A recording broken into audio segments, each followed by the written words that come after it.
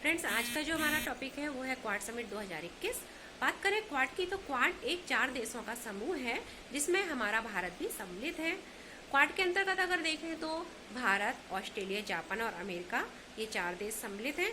Quad की बैठक अभी हाल ही में जो काफ़ी चर्चा में रही है, सितंबर यानी कि 24 सितंबर 2021 को अमेरिका के व्हाइट हाउस में अमेरिकी राष्ट्रपति जॉ बिडेन की मेजबानी में संपन्न हुई।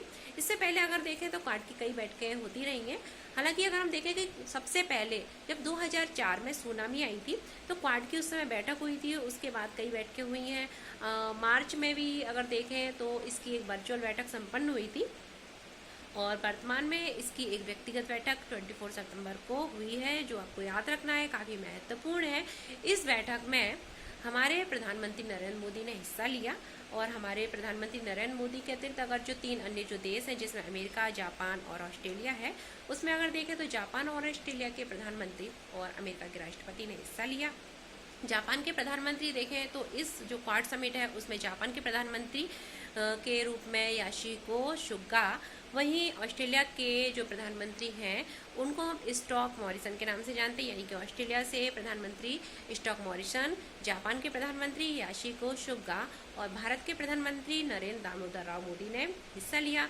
वहीं अमेरिका यानी कि सिर्फ एक देश से राष्ट्रपति और 3 देशों से प्रधानमंत्री इस समिट में सम्मिलित हुए और इसकी मेजबानी किसके द्वारा की गई? अमेरिकी राष्ट्रपति जॉ बिडेन द्वारा इसकी मेजबानी की गई। और ये कब संपन्न हुई? 24 सितंबर 2021 को। इसका कैसा आयोजन हुआ? वर्चुअल नहीं हुआ। वर्चुअल तो कब हुआ था? मार्च में हुआ था, जब कोविड का दौर चल रहा था। अब कोविड इतना नहीं है, ठीक है, हालांकि फिर भी अभी है तो हम लोगों को सावधानी तो बरतनी होगी।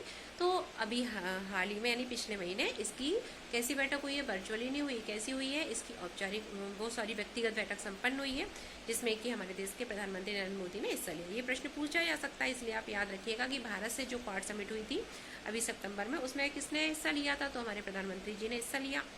अगर बात करें क्वाड, तो क्वाड का जो अगर हम देखें तो इसका जो अर्थ है वो क्या है? Quadrilateral security dialogue. क्या है? Quadrilateral security dialogue.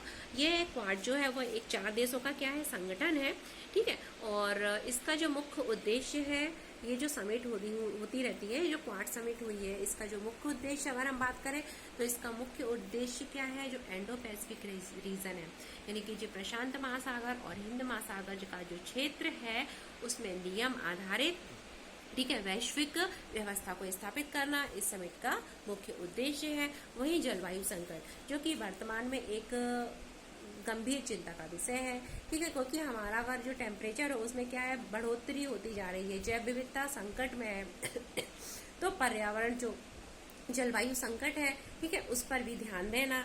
चारों देश मिलकर इस तरीके से कार्य योजना बनाएं कि जलवायु संकट को कम से कम किया जाए। इसके अतिरिक्त अगर देखें तो इस जो समिट है हमारी जो 2021 मतलब सितंबर 2021 में जो समिट हाल ही में हुई है, इसमें एक और इसका मुख्य उद्देश्य था वो था कि नेविगेशन जो प्रणाली है उसकी स्वतंत्रता, ठीक है, नेविगेशन प्रणाली। अब ये कहाँ नेविगेशन प्रणाली, नौवन प्रणाली कहाँ पे? ये नेविगेशन प्रणाली जो है वो प्रशांत महासागर और हिंद महासागर का जो क्षेत्र है उसमें नेविगेशन प्रणाली की स्वतंत्रता इसका एक प्रमुख उद्देश्य था। इसके अतिरिक्त अगर हम देखें तो आप लोगों ने पढ़ा ही होगा कि हमारा जो व्यापार है वो कहाँ से होता है? वो ज़्यादातर व्यापार हमारा महासागर के द्वारा होता है, यानी कि भारत का अधिकांश व्यापार ये जो प्रशांत महासागर के द्वारा होता है। तो यानी कि प्रशांत महासागर और हिंद महासागर का जो क्षेत्र है इसमें व्यापार प्रणाली को बढ़ावा देना, यानी इस क्षेत्र में व्यापार को बढ़ावा देना, ठीक है, अधिक से अधिक व्यापार किया जा सके। इसके अतिरिक्त आप लोगों ने सुना होगा कि जो चीन है, चीन क्या कर रहा है? चीन जो है वो जो प्रशांत महासागर का जो दक्षिण वाला जो एरिया है, जिसे कि वो 9 डैश लाइन के रूप में आप जानते हैं, तो 9 डैश लाइन पर चीन जो है वो अपना आधिपत्य, ठीक है, अपना आधिपत्य दिखाता है कि ये एरिया हमारे अंडर में है, ठीक है, हमारा है। तो चीन की आक्रामकता, यानी कि जो समुद्री क्षेत्र है उसमें चीन की आक्रामकता को कम करना इस समिट का एक मतलब प्रमुख फोकस है इस समिट का, ठीक है। इसके अतिरिक्त अफगानिस्तान में क्या है? आतंकवाद की जो समस्या है, ठीक है, तो इस ओर भी ध्यान देना इस समिट का एक प्रमुख उद्देश्य है। और मतलब ये एक चुनौती भरा कार्य है कि किस तरीके से हम चीनी आक्रामकता को कम करें। ठीक है, जो चीन जो है वो दक्षिण क्षेत्र पर, दक्षिण जो क्षेत्र है प्रशांत महासागर का, जिसको वो दक्षिण चीन सागर के नाम से, ठीक है, जानते हैं, तो उस क्षेत्र पर वो अपना दबदबा कायम कर रहा है कि ये तो हमारे अंडर में ही है। ठीक है, वो व्यापारिक गतिविधियां जो है उनको प्रभावित करता है।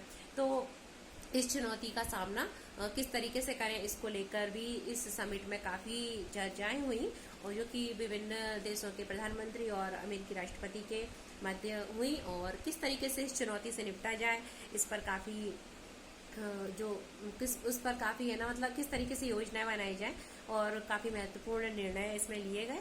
इसके साथ ही जो जलवायु संकट मैंने आपको बता ही दिया, और कोविड-19 वर्तमान में जो प्रमुख एक समस्या है, ठीक है, महामारी जो है जिसे हम कोविड-19 के रूप में जानते हैं, तो किस तरीके से इस पर हम विजय प्राप्त करें। ठीक है, और ये सिर्फ 4 देश नहीं, मतलब ये पूरे वैश्विक बीमारी है, तो किस तरीके से विश्व को इस महामारी से बचाया जाए, इस पर विजय प्राप्ति की जाए, इस पर नीतियां बनाई जाए, इस पर भी ध्यान देने की जरूरत है।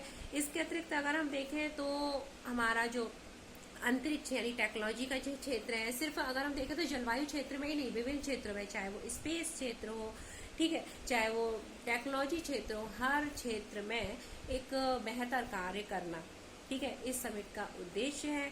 इसके साथ ही अगर देखें तो हम मतलब वैश्विक व्यापार को बढ़ावा देना इस सम्मेलन का एक मतलब इस समिट करने का एक प्रमुख उद्देश्य रखा गया है। तो दोस्तों, ये हमारा क्वाड समिट 2021 संपन्न होता है, मतलब उस पर परिचर्चा संपन्न होती है। क्वाड समिट तो ऑलरेडी हो चुका है 24 सितंबर 2021 में। उम्मीद है आपको समझ में आया होगा, और नहीं आया हो तो एक बार वीडियो जरूर देख लीजिएगा, आपको समझ में आ जाएगा। तो पढ़ते रहिए, और मिलते हैं जल्दी ही एक नए टॉपिक के साथ। देखने के लिए धन्यवाद।